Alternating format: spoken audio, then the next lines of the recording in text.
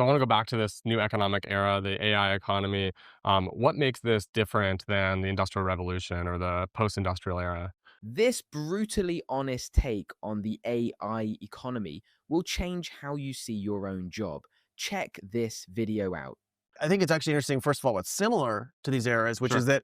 that this should be a huge wave of productivity growth, right? So if you go back to like the core of how economics works, this is a really important point. The only way that we all get wealthier, that the country as a whole, that everyone in the country does better, is higher productivity, which means doing more with less, right? Hmm.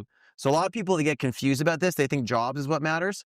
If we all wanted to have jobs, at the limit, we could ban farm tools, Right. and you and I would both be farmers. Right. I don't know, maybe we'd find a way to avoid being like the 1 in 1,000 people who didn't have to farm at that point. But you basically have to all be farmers in order to have enough food. So of course, you want higher productivity. Hmm. You want to be able to do more with less. And so that in that way, it's very similar. Like we should have a huge productivity boom in the next 10 or 20 years. The way it's different, of course, is that this is obviously an entirely different technology, attacks different industries first. We're not going to be replacing farmers right away with this. We're not going to be replacing at first, there's probably not going to be very much impact on blue collar workers. I think it's actually, if anything, going to increase the demand for a lot of blue collar things as we start building more and having more economic activity.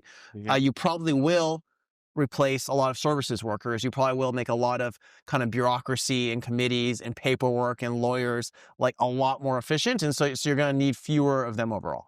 If productivity is the real driver of national wealth and AI is unlocking an entirely new layer of it, then why are so many industries resisting it? Why are we still clinging to outdated workflows and overstaffed departments when the tools to streamline everything are already here? The reality is, we've built entire careers around inefficiency, and AI doesn't play by those rules. So that's a great segue. I want to talk about an interview that you did on CNBC. You're talking specifically about the services economy.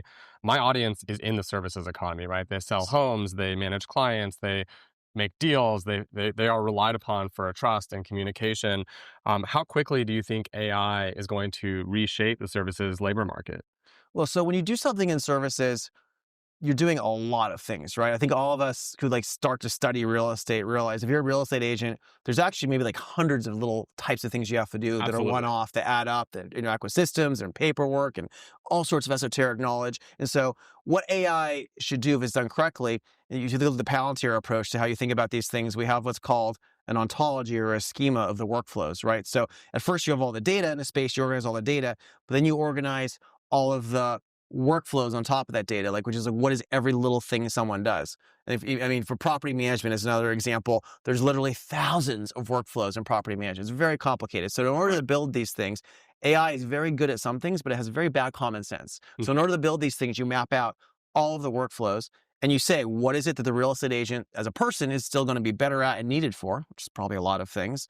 And then what is it that the AI could do for them? And the ultimate answer is that you end up making each of the really great agents a lot more efficient. Like a great agent will be able to handle a lot more, and their sort of back office and assistance will mostly be managed by AI. Right. And so each agent will have, maybe instead of having 10 assistants, they'll have 2 assistants, and they'll have a lot more AI agents helping them on things. And each agent will then be able to do a multiple of the work. Like that would be where this goes and making the industry more productive. And it makes each agent, by the way, a lot more profitable, but probably the best agents win and the second and third tier agents probably get replaced, you know? Right. This is one of the most important clarifications we can make in today's AI discourse.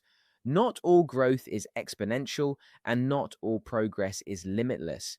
The singularity narrative sounds compelling. Machines that keep getting smarter, recursively improving until they surpass us in every way. But as seductive as that story is, it's more mythology than math.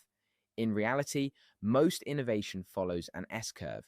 Fast breakthroughs at first, followed by resistance, friction, and boundaries, whether technical, biological, or even philosophical. We're not dealing with divine intelligence here. We're dealing with statistical machinery that lacks common sense, intuition, and true understanding.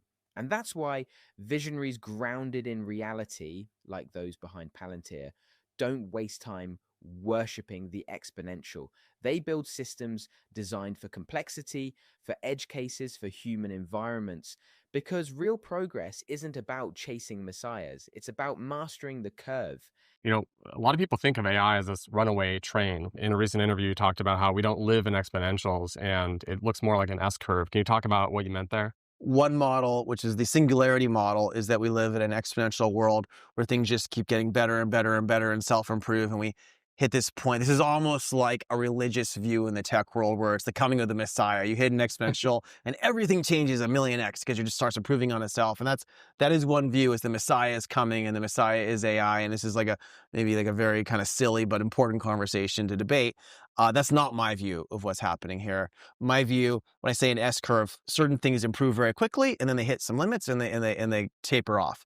And I guess the way the universe tends to be designed, the way humanity tends to work, is that most of these things will get a lot better and then they'll hit some boundaries and they won't just like infinitely explode into a messiah, is my bias. Now, this is a big debate and there's smart people who disagree with me. So that it is an interesting question for our But what do future. you think is responsible for that asymptote? Is it regulatory? Is it just technological limits?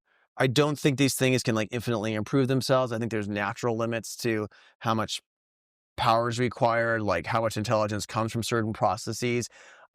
I guess my bias is there's things we don't understand about common sense and how the brain actually works and how you actually think about and solve things. I think a lot of the processes we're harnessing are really compelling statistical processes Hmm. that are not able to integrate kind of logic and IQ in the same way. Now, again, I could be wrong. Some people think that all of IQ can be explained by these relatively simple transformer processes. It's not my bias. So I think they'll be very good at some things statistically, but I don't think we've like solved the whole universe. And I don't think they will necessarily will solve the whole universe all at once. So that's the debate. This is a grounded take in a world full of sci fi delusions. Everyone's chasing the exponential curve, that fantasy where AI keeps evolving endlessly, solving every problem, replacing every human, and unlocking godlike intelligence overnight.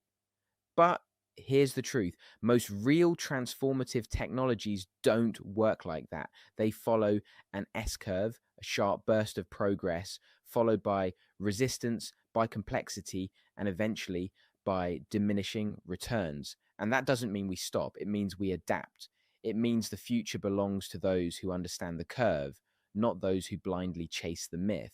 You don't win by hoping for the singularity. You win by mapping reality step by step. That's where Palantir has always stood apart, building systems that work with human complexity, not around it. Structuring workflows, connecting logic, understanding that intelligence, real intelligence, isn't just prediction, it's context, judgment, and timing. That's why the next phase of AI isn't about who builds the flashiest demo, it's about who integrates best with the real world, with data, people, and decisions that actually matter. So we can debate the Messiah all we want, but while others wait for the machine to wake up, Palantir is already wide awake,